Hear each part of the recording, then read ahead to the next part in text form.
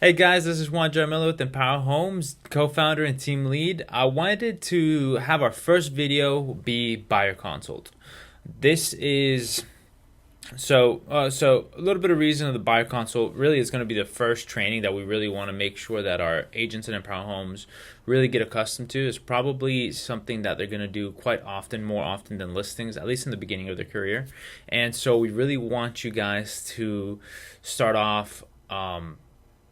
Start off at a good start, right? Now let's get this party started.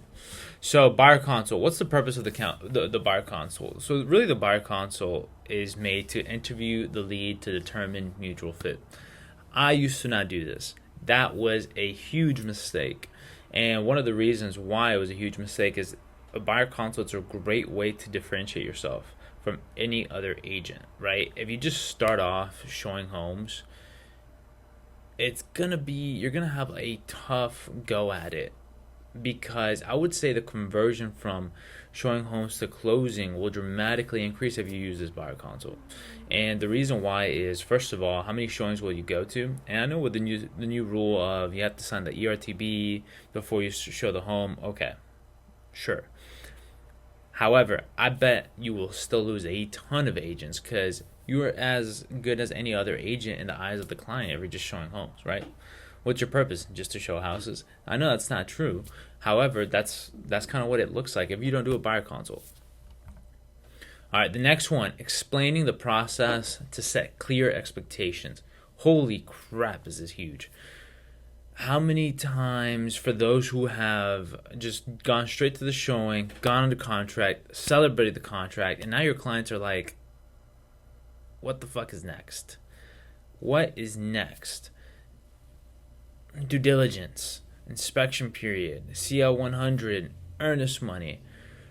If they're first time home buyers, they have no idea. I mean, imagine having that conversation with, oh, now you need to drop $1,000 or $2,000 plus to the attorney's office that they weren't expecting to begin with. Good luck having that conversation. That would suck. You know what would suck? Even worse, if they didn't have the $1,000 or $2,000 earnest money to drop to the attorneys to begin with. Holy crap. And you're going to have that conversation, maybe not the time that they accept the offer, hopefully not, God forbid, but you're going to have that conversation when, if you don't do the buyer consult, it'll be when you submit an offer. Could you imagine you submitting an offer? They're super excited to, submit an offer on the home. You think it's going to be a good offer. You think it's going to be accepted. And then earnest money trips you up. And they're like, well, I don't have cash to begin with. Dude, that sucks. So let's just go ahead and avoid that by doing the buyer consult. Decide if working together makes sense. Guys, not everybody you meet with, are they going to like you? Are you going to like them? Sometimes you can see red flags. And some of the best decisions you'll make in this business is deciding which clients not to work with. I've worked with some really difficult clients in the past, and there's different types of difficulty. Some types of difficulty is maybe they're super needy and they have a ton of questions, and I actually prefer those clients 1,000 times more than the clients that I've heard horror stories of clients that will cuss you out, clients that will treat you like absolute garbage. Why work with them? No, thank you. If I do a buyer consult and they're already kind of, you first set the stage as a professional in the buyer consult, and if they're not allowing you to set the stage as a professional, they're already talking down to you. Maybe you dodged the bullet and you don't move forward. You know what I mean? So that's another reason why you definitely want to do the buyer consult. All right. Why are you meeting? What is the goal of this meeting? Well, two types of meetings. Well, the first meeting is a normal appointment. We call it appointment met. A met is what we call it. Sorry. Buyers who are actively looking to buy a home or have the motivation to buy a home soon. Right? You have somebody that's pre-approved, ready to go. Let's see, what's the next step? What does this process look like? Or they have the motivation to buy a home soon. So they might not be pre-approved just yet. They're working with the lender, but they kind of want to have an idea. They have the motivation, or you don't know if they have the ability, but they have the willingness to do it ASAP. That's a appointment held. Or a preview appointment. Usually these are like new first time home buyers that never thought, maybe their first generation to buy a home in their family, never thought that was even a possibility, and they're kind of wanting to see what those steps look like, right? There might be, or they might be a year, 18 months out, and they're just curious, like maybe I do want to buy a home soon, if that's even a possibility. That's a preview appointment in our world, in Power Homes world. All right, preparation. How do you prepare for a meeting? Make sure you do this. Review notes. Focus on both the details that you know and the details that you don't know. You want to know what conversations you've had before. Guys, this is why you need a CRM. Please, for loving God, have a CRM. Or at least somewhere where you can track, where you keep notes of everybody, of what they're going on, right? So this is where you track, what notes you have, what information you don't have. And go ahead and confirm the appointment. Confirm the appointment. One thing I used to do is only after I confirmed the appointment did I actually book a conference room. And the reason why is, it was a huge brokerage, and it would suck if I booked it knowing, especially with online leads, a ton of them don't show up, and so I wouldn't want to take that slot. So it's you definitely want to confirm the appointment the day of, or at least the day before. I usually do both, and sometimes you can do like a little advanced move where you kind of reach out to them. Already know the details you don't know, and go ahead and kind of fill in those gaps while you confirm that appointment. And then make sure to book the conference room or the coffee shop. Guys, know what time you're going to do it. Know if the coffee shop is super booked or not. And because the last thing I want you guys to run into, because ask me how I know, is you go to the coffee shop and it's absolutely busy, and there's not even a table to sit down at. Now you're freaking out because you're like, where the heck am I going to sit down with my client? So, keep that in mind. One of the things that you can do is get there 15 minutes early, right? Get there 15 minutes early, even 30 minutes early if you think it's going to be one of those times where a table might not be available. Or use Panera. Panera's great. I used to go to Starbucks, and they were always so busy. And Panera usually always has a good table, and it's usually a lot quieter, a lot more private. So I think that's a good little finesse, if you may. And advanced tip is, if you already know their home search, go ahead and look at it. Go ahead and kind of have a few homes in mind, so you can kind of, when you have that conversation with them around the buyer consult, you're like, oh, you know what? I actually did see this home, blah, blah, blah, that looks like this, and I think you might be interested in it. And then, it just kind of gives you a little, you're able to give them a little bit more value. All right, more preparation stuff, materials, checklist. Make sure you have 4 pins. Why 4 pins? Because one for yourself, one for the client, another one if there's 2 buyers, and a third one in case one of them runs out of ink. Have 4 pens ready to go. Agency agreement, have it printed out. Do not have it in your iPad or the tech, because the battery could die, situations could happen. It's a lot more professional to have it just printed out, ready to go. And a little advanced tip is have it pre-filled, so they're not waiting for you to fill it out while you're filling it out, just looking at you, being like, what the heck am I doing, right? You want to look as prepared as possible, so go ahead and pre-fill it out with the information that you can. You might not be able to fill out everything, maybe commissions and stuff like that, if you feel like you have to negotiate it, but for the most part, you can fill out 95% of it, probably all of it, to be honest. And dress professionally. Guys, dress professionally. Do I have to say more than that? I mean, I get it. You don't have to go in a tie and suit, maybe. I think that'd be a good finesse, to be honest. I don't do it. I do a nice button down, nice dress shorts or shirts, pants, dress pants, and then I call it a day, right? But don't go in with a hoodie, Adidas jacket, sports, like you're about to go work out type of thing. Don't go in like that, or jeans and things like that. Like, you're a professional, lads. You're gonna help them buy a few $100,000 houses, right? Like, that's a lot of money. So look the part. First impression matters. All right. Meet clients at the front entrance. Escort them to the conference room. Please don't be one of those guys that just meets them at the conference room. At least meet them in the front door. Walk them to the conference room. I think the other way, probably what we'll see more often, is if you're meeting them at Panera and you're waiting for them at the table, don't just wait for them at the table. If you see them in the front door, go ahead and approach them and then walk them to the table. Just those little details that matter. Firm handshake, eye contact, and a genuine smile. I don't know if I have to say more than that. We're in sales. Offer refreshments and minimize distractions. I think this part is huge, and you're gonna have to get a little creative in terms of minimize distractions, especially if there's kids, things like that. That's why I'm a huge fan of conference rooms, especially for buyer consults versus Panera and coffee shops, because just a lot more distractions in Panera and coffee shops and things like that. And then offer refreshments, like water, coffee. Know what you guys have, obviously, so you know how to use the coffee machine, for example. So you don't offer coffee and then they say yes, and you're like, holy crap, how do you make this coffee? So be prepared for that. And start with the end in mind. What is that? What do I mean by that? I think I'll go over this a little later in the presentation, but go ahead and start off the conversation. Like, let them know, hey, we're meeting together today, so we can decide if working together later after this presentation makes sense. But there is a decision that's going to be made today, right? Don't not set that expectation. You get to the end of the presentation and they're going to say like, oh, let me think about it. You don't want to get in that situation, because then you're not going to sign them as a client ever. They're going to go with another agent that was savvy enough to start with the end in mind. So keep that in mind. All right, the buyer's journey. So keep a couple things in mind. Empower Homes agents, follow along with the buyer consult that we have already in the Google Classroom.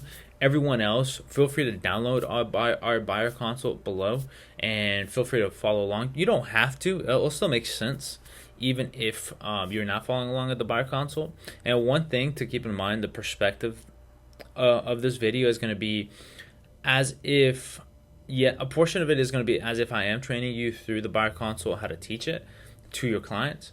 But the other is going to be some tidbit tips and tricks on throughout the journey for yourself to use.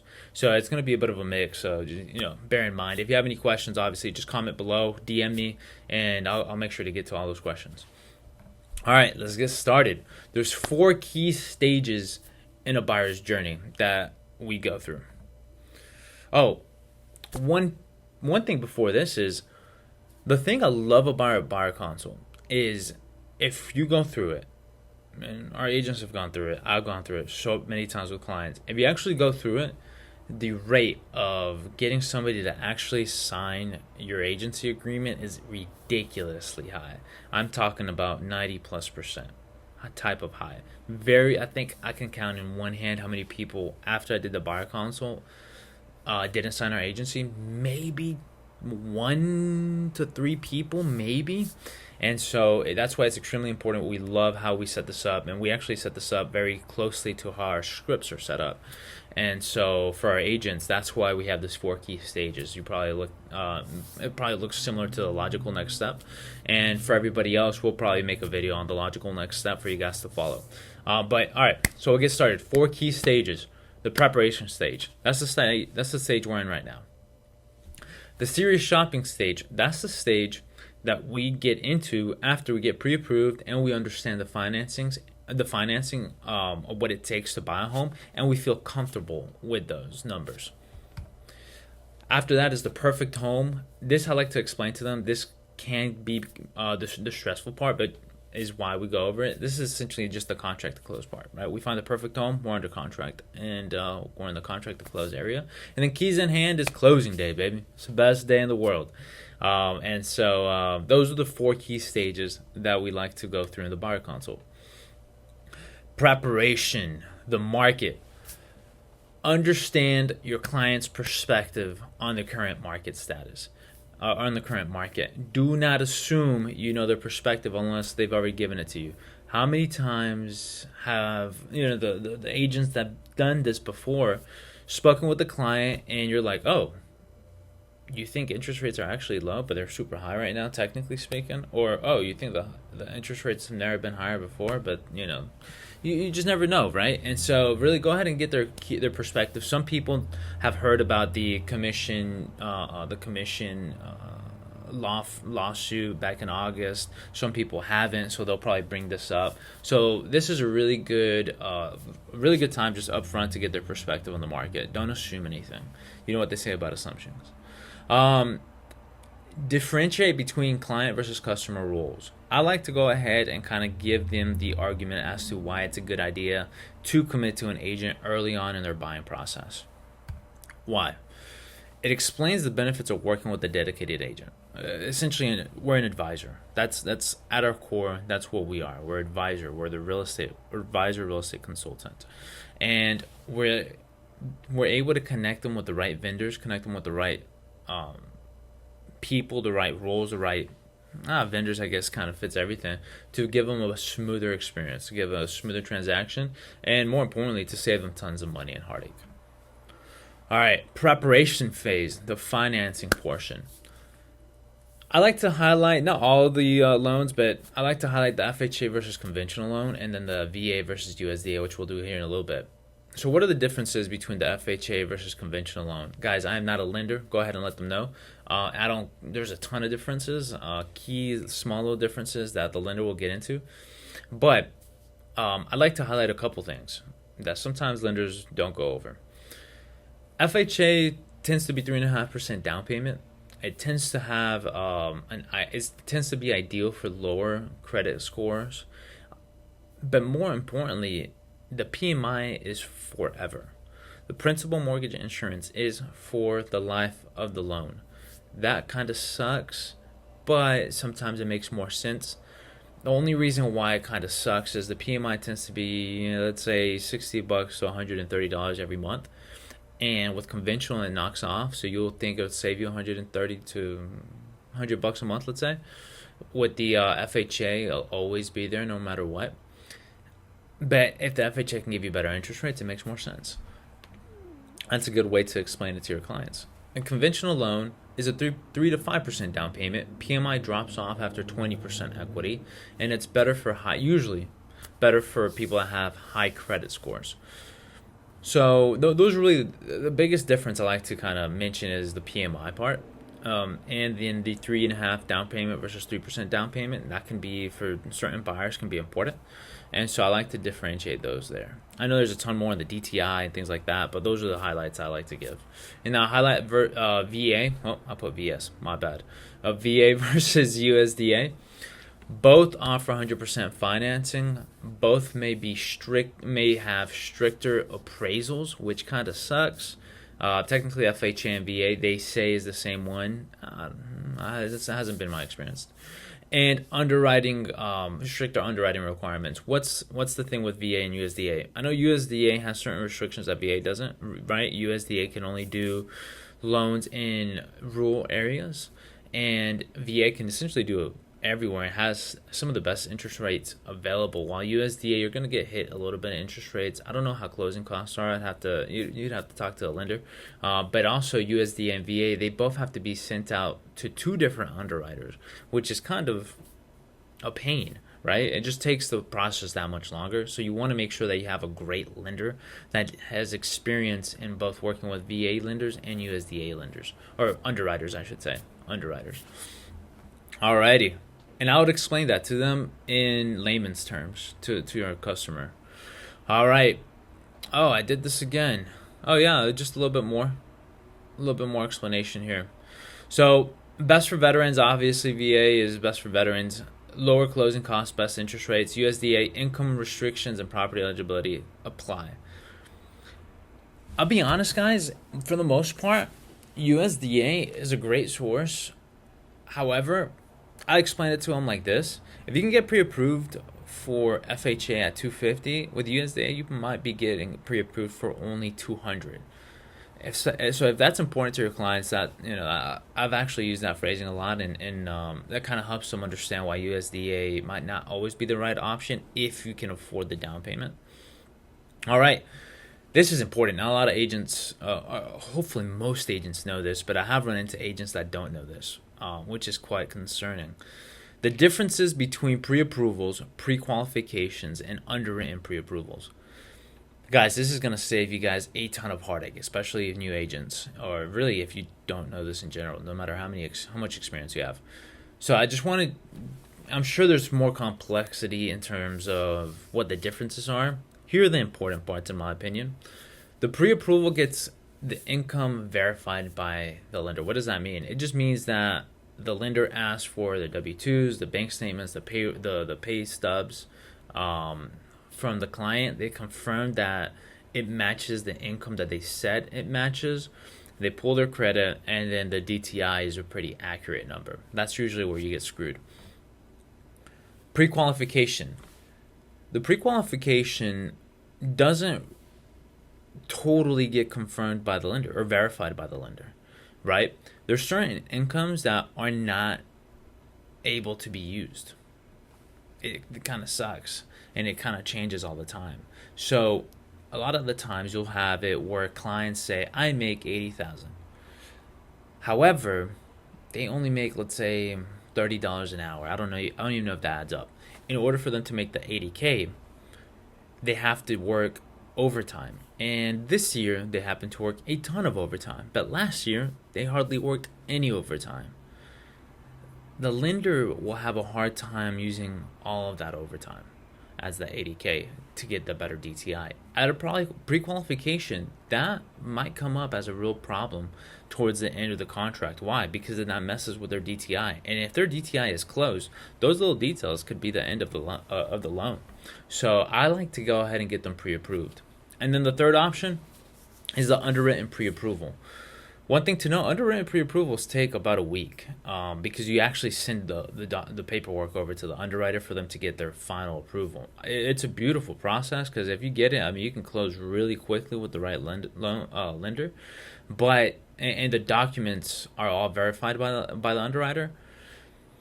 I tend to recommend the underwritten pre-approval to my clients that have a let's call it a hairy loan. Right, a hard loan because it's kind of has some gray or not some gray, but some questionable things that the lender isn't certain might pass. So it's like, let's go ahead and get ahead of it. Send it to the underwriter.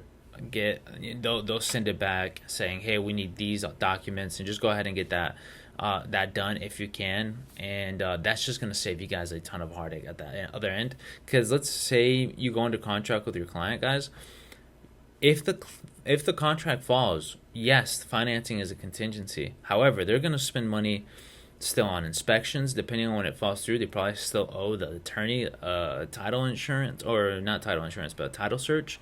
And so they still might lose $1,000 to $1,500, even if it wasn't their fault and it was the lender's fault that the deal fell through.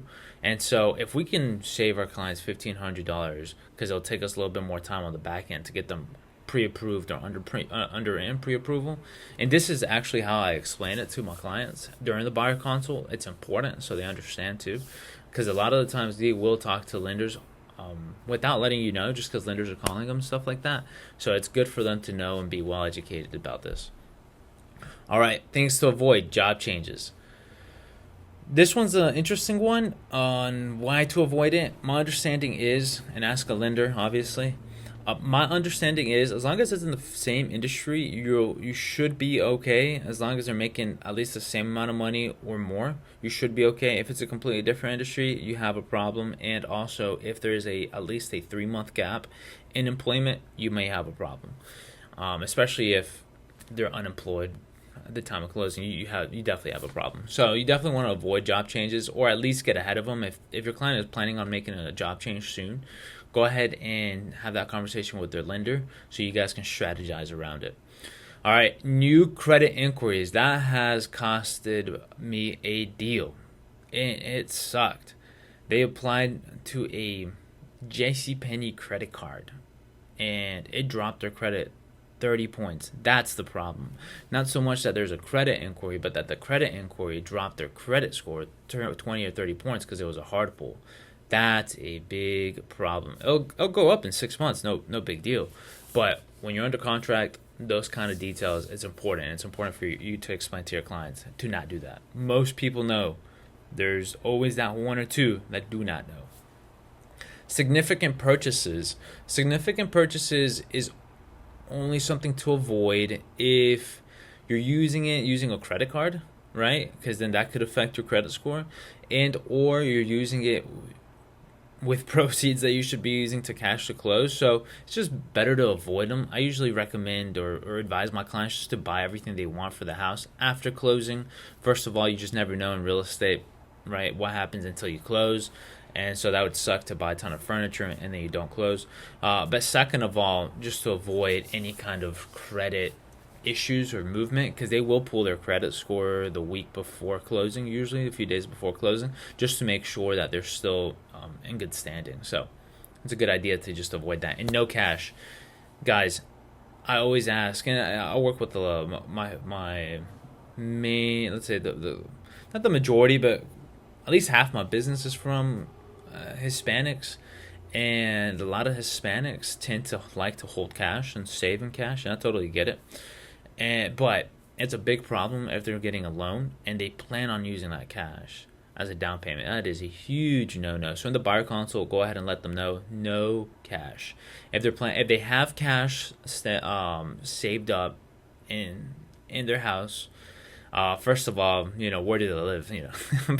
But second of all, and I've had this happen. They'll have like $100,000 in cash.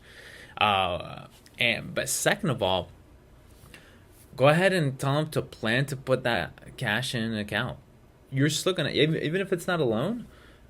I don't know. I'm sure there's probably a couple local attorneys, but I don't know of a local attorney that I know of right now that will accept cash.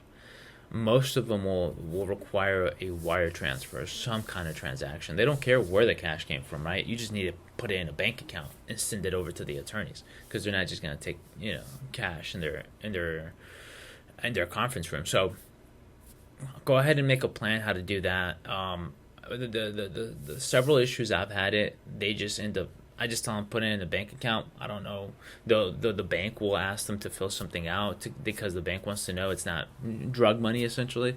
And I haven't had any issues, even when sums of $100,000. I haven't heard of any issues. My clients haven't told me of any issues that they've had when depositing that much money. I'm sure they were asked questions. I'm sure they had to fill something out, but no cash. Bottom line, and go ahead and set that expectation up front. Okay, cost overview. We're still in preparation. Cost overview. How much is it going to cost to buy a home? Down payment. Probably the most expensive part. Closing costs, about 2.5 to 3.5%. There are attorney fees and lender fees. Not a lot of people, I don't know if not a lot, but several people don't know how much closing costs are or what the heck closing costs pay for. So go ahead and let them know. It's mostly attorney fees and lender fees. Attorney fees usually make up about $1,500 to $1,200. So if it's a cash deal, it's only going to be $1,200 to $1,500 in closing costs usually, and lender fees make up the difference. There are a couple county fees, but it's not much. Inspections, that's going to come out of pocket. Let them know that most likely they'll have to pay before closing. There are certain exceptions to that rule, but more and more, in my experience, at least in the upstate of South Carolina, are inspections being paid before closing. So let them know that's going to come out of pocket. And then commissions, discuss with them the 3 different potential scenarios. Let them know. It's all about transparency, guys. So what are the 3 different situations? Seller pays for all of it. This is the majority of the time what happens. The seller pays for all of the commissions. Sometimes a seller and the buyer pays, right? Seller pays for some of it, buyer pays for some of it. And very few times, but it is a possibility, is buyer pays for all of it. Explain to them this situation, guys, because worst case scenario is you find the house, they want the house, the seller's not going to pay your commission, and now you have to explain to them, if you want this house and you want me to represent you, it's going to come out of your pocket, right? And who knows what happens. You don't want to have that conversation in the heat of the moment. You want to go ahead and let them know. These are the 3 different situations. The most important piece is they're going to know well in advance which situation it's going to be, depending on the home they find. Not, guys, 9 out of 10 times people are going to understand and move on. And that's been my experience. But yeah, transparency is always the best way to go about it, and just and expectations more than anything, right? More than transparency, because obviously you're going to be transparent. All right, serious shopping. We're finally at serious shopping. That was all preparation. That was the biggest bulk of it. I like to get into preparation once they're comfortable with closing costs, down payment, and their mortgage. They know those numbers or an estimate of it, and they're comfortable with it. Now we're at serious shopping. And I actually explained it to them right before this. Serious shopping. Explain to them options are open. Options are open. What does that mean? That means if they find a FSBO, they can buy that home too. Just let us know. We'll go ahead and negotiate our commissions directly with the FSBO, with the for sale by owner, and we'll also schedule a time to go see it. Also, new construction. We don't have to be around all the time for them to go see the home. However, let them know that they're being represented, right? Why do I set that expectation? The amount of clients, if you don't set this expectation that you're going to lose just because your client decides to go into a neighborhood, they fall in love with the home, the nice sales rep person, and new construction is there, and I don't want to say pressures them into finding a contract, because those homes are beautiful. You really don't need to pressure anybody. Or sometimes they'll talk people out of working with a buyer agent if you're not assigned agency. So be careful with that. But let them know, like, hey, go ahead, feel free to go into new construction. You're not doing anything wrong. Let them know you're being represented. You don't have to wait for me if it's like a Sunday after church type of thing. But it's a good idea to set that expectation and let them know, hey, a lot of the times those contracts are long. You want an agent that knows what they're doing, that has experience, walk you through that, because not so much, I mean, the contract isn't going to change much, to be honest, right? We all know that. It's super long, but a lot of the times is the right expectations that you're setting along the way. For example, are you sure you want earnest money to be non-negotiable, or what's the right word? To be non-refundable? What happens if the home doesn't appraise, right? Most of the time, I know, in those contracts, it says the buyer is responsible to pay for the difference. That can be a problem, right? And sometimes, though, they do have an appraisal contingency. And I believe with a VA loan, it has to exist. It has to exist for them to accept a VA loan. So just certain things like that, certain details like that you'll be able to help guide your clients. And you want to make sure that they're in the best position possible. Broad criteria. This is when I go ahead and set them up with the home search. Take good notes whenever you're meeting with them. Go ahead and set them up with a broad criteria, which you probably already have. If you don't, go ahead and ask them, beds, baths, location, blah, blah, blah. And a perfect home. What does their perfect home look like? This is the needs versus wants analysis. And set them up with 2 search criteria, either on the MLS or on our team on the REW website. Go ahead and set them up with 2. One is for the perfect home. One is for the broad criteria. That way, if something hits that perfect home criteria, you send that to them immediately. And also make sure you're alerted yourself so you can text it to them. All right, serious shopping, making an offer. We found the right home, guys. We're making an offer. Who the heck is on the title? Who the heck is on the title? That's what we want to know. I'll go ahead and ask them here in this situation, because you kind of want to have an idea first who's going to be the decision maker, or if there's any other party that's interested, that's going to be on the title of the home. I'll also explain to them at this point is the 2 different types of title. Joint survivalship tenants, I forget what they're called, but essentially, which I should definitely know.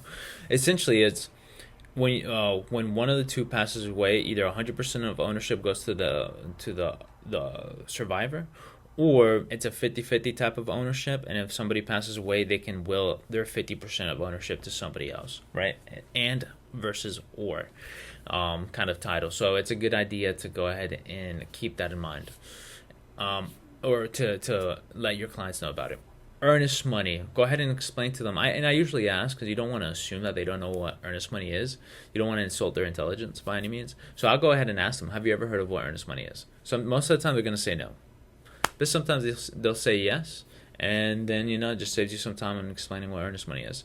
Contingencies. Explain to them what contingencies are, if they don't know, and explain to them the most likely contingencies that they're going to have. For example, if they have a loan, Obviously, the finance contingency, the appraisal contingency, the due diligence clause, the CL 100 contingency. You want to go ahead and kind of let them know, hey, there's certain contingencies that will protect that earnest money. Addendums, that is for me hard to explain, just an addition to the contract, an additional term to the contract. Let them know about certain addendums depending on their situation that can be had. And then closing date. I like to ask them here is, do they have a favorite or a preferred day from Monday through Friday to close on? Because sometimes people have days off on Thursday or Friday or Monday, and sometimes they don't care. So that's a good time to ask them that question and move on. Another question on the closing date that I just thought about that I do ask is 30 or 45 days better for them? Something good to know. The perfect home contract to close. So the offer is now accepted, guys. The offer is now accepted. Now what the heck do we do? Contract is sent to the attorneys and lenders. This is something good to explain to people because I believe they're which one is it? Your high I's, your high D's.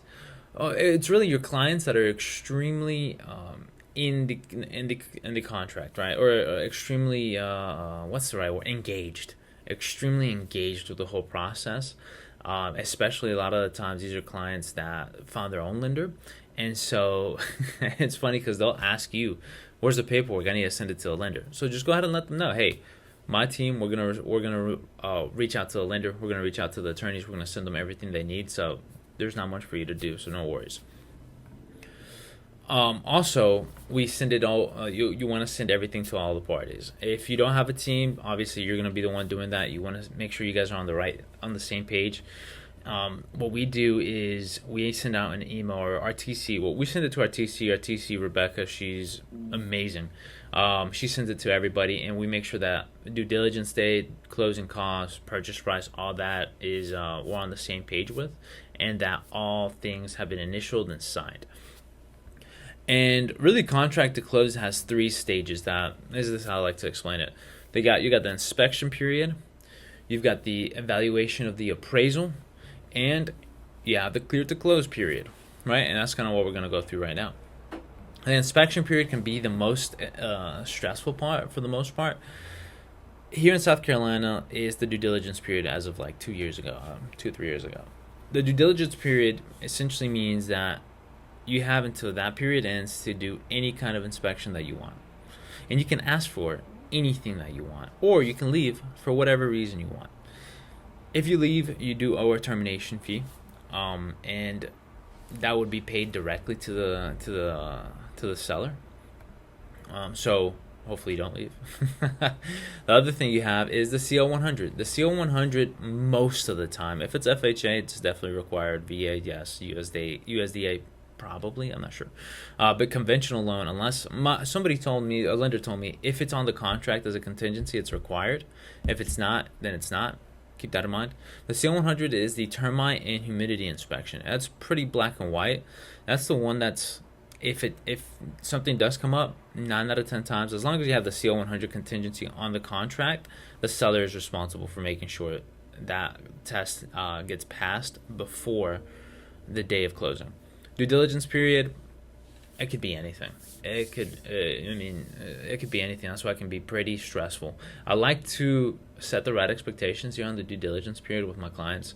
Let them know, hey, what we'll do, be expecting, especially if the home is older, expect there to be 20, 30, 40 items on the report, and expect most of those items to be cosmetic. And if there's anything weird about it, what we'll do is we'll reach out to the inspector for him to give us their take and kind of any of their red flags. And that's the due diligence period for you guys. The perfect home loan process. That's the next step. That's really the appraisal part. Really all in one. The loan estimate is essentially an estimate of numbers that the lender will send to your clients within 3 days of the ratified contract. That's pretty important because at that point, once your clients sign it, and make sure you explain it to them through the buyer console, when they sign it is when they lock in the interest rate, which is pretty important nowadays because interest rates are pretty high and a little volatile. Comes in usually, that's pretty much explains it. It is an estimate, so keep that in mind. Let your clients know it's an estimate. That's why it's important to have a good lender, so you have a good estimate, but it won't be exact. The appraisal is ordered by the lender. Sometimes they order it after the loan estimate is signed, sometimes before, sometimes they have their own processes. One thing to keep in mind too is ask your lender if you have to pay for it, if your client has to pay for it before closing or after. Most of the time nowadays, it's paid before closing. So keep that in mind for your clients so it's not a surprise, because it's super awkward to get the appraisal, about to order it, and now you have to tell your clients, oh, by the way, it's $500-$600 you have to pay out of pocket right now. But that kind of sucks if you didn't set the right expectation. All right. And the three scenarios, make sure they understand the three scenarios and the appraisal evaluation. All right, what are the three scenarios? Scenario number one happens 90% of the time. It is at value.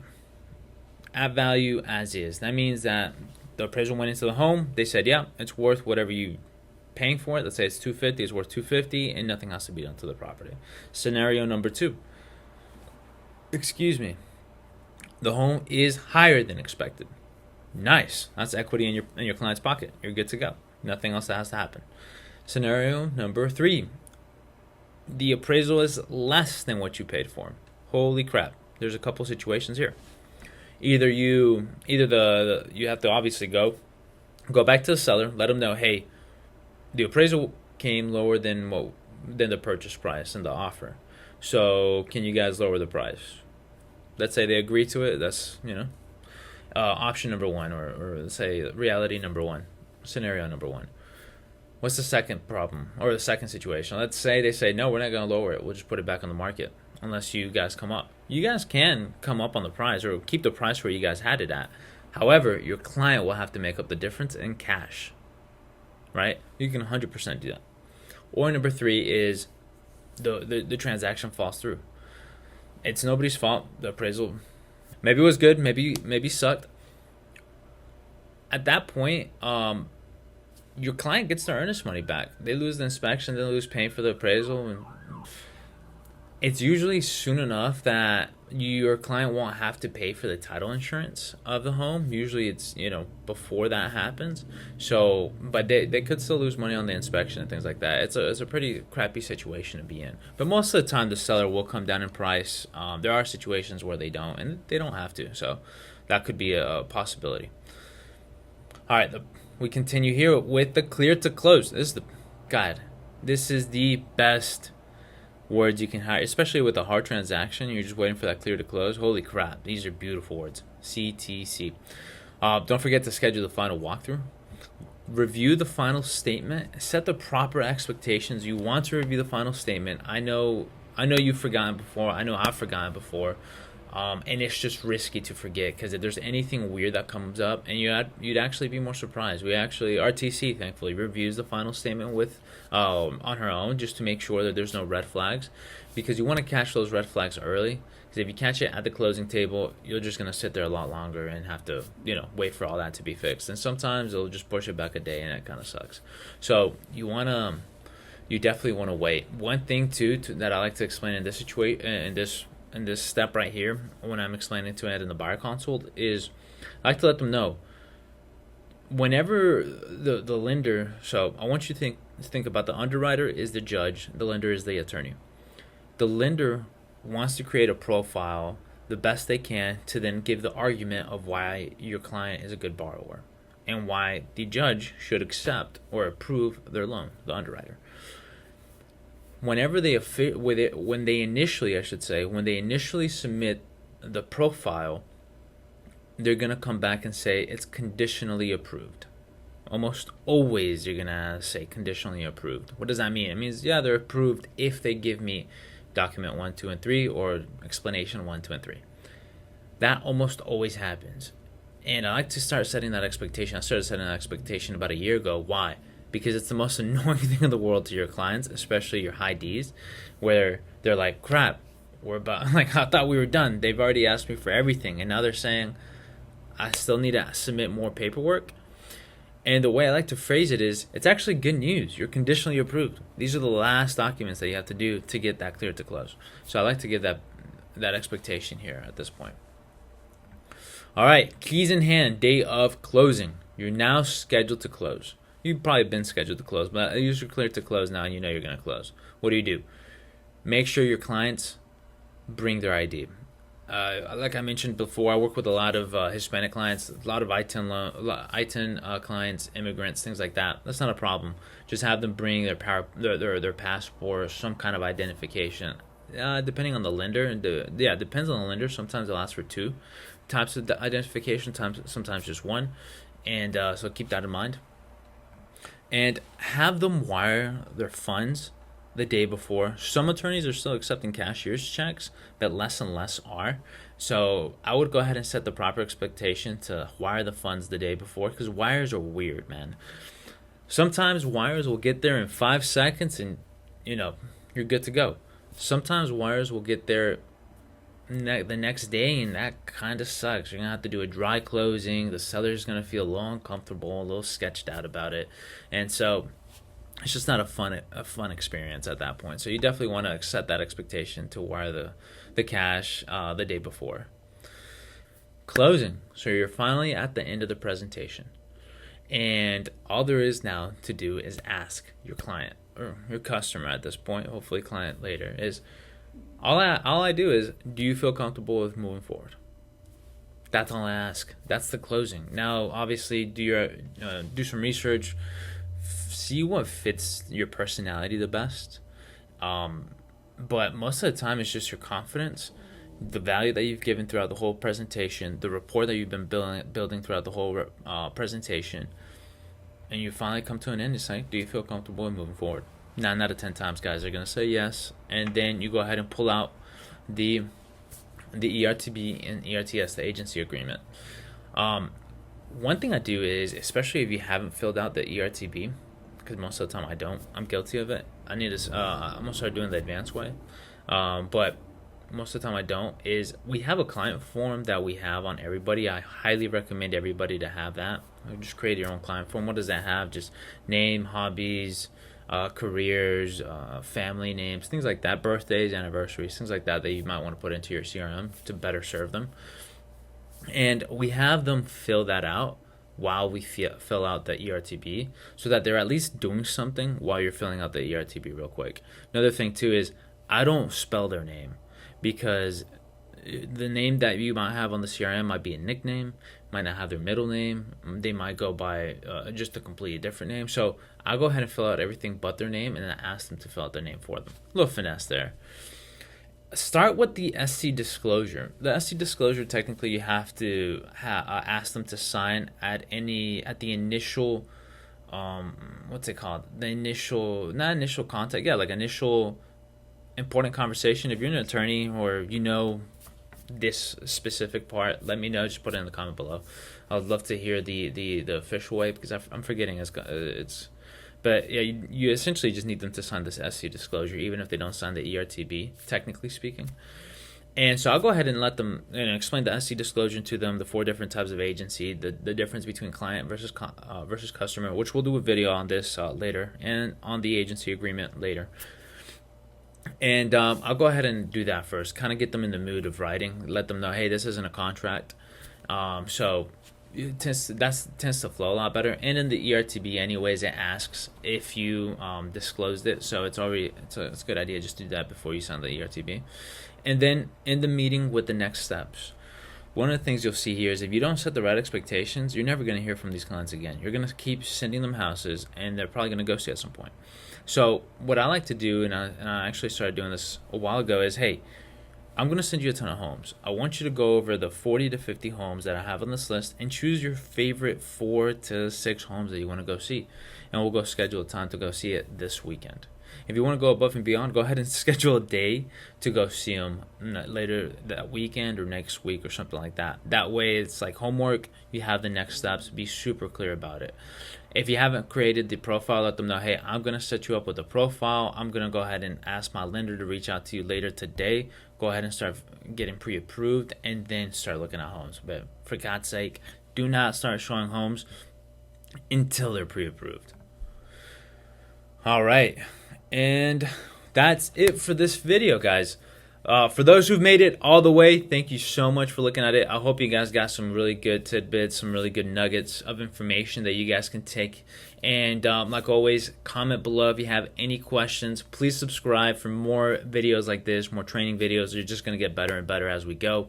And if you're looking for a team or a brokerage here in the upstate South Carolina, let me know. And if you're not in the upstate of South Carolina, but you are looking for a team or a brokerage, I have a vast network of team owners, and I'm part of a cloud brokerage actually. So that could be really interesting to you. But again, like always, this is Juan. Appreciate your time. Have a good day.